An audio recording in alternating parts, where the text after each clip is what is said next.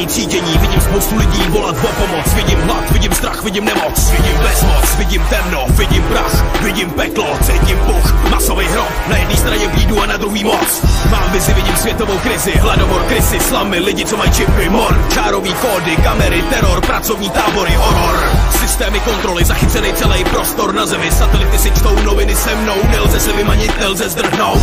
Z lidí se stali otroci vyšší moci. Jsou jako králíci, uzavřený v kleci.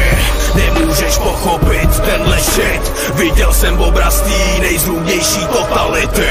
Utajený skupiny, utajený plány, muži za oponou, sobecký zájmy, svět pod kontrolou, centrální vláda, absolutní terén je pán Bůh s námi. Regulace populace na 500 miliardy, pandemie, atomový bomby, biochemie, upravený geny, mizerie, naše dny jsou sečteny. Žijeme s klamu, hroznej shit, nemáme co žrát, všichni máme čip. Nevešli jsme se do těch jejich kvót, na ksichtě máme čárovej kód. 20hodinovou pracovní dobu, jenom držíme hubu a kutáme rudu. Pořád si musíme dávat bacha, všude má oči velký brácha. Svět se nedělí na východ a západ, jsme jeden stát, jedna vláda, otrocký život, noční můra, cenzura a diktatura. Zkus se bouřit, něco ceknout, vypnout čip a nechejte zdechnout. Podmanili si každý národ, patří globální staný právo. Média, armáda, všechno je jejich, bankovní kartely mají nekonečný vliv. Demokracie, utopie, kdo se zbouří, ten nepřežije.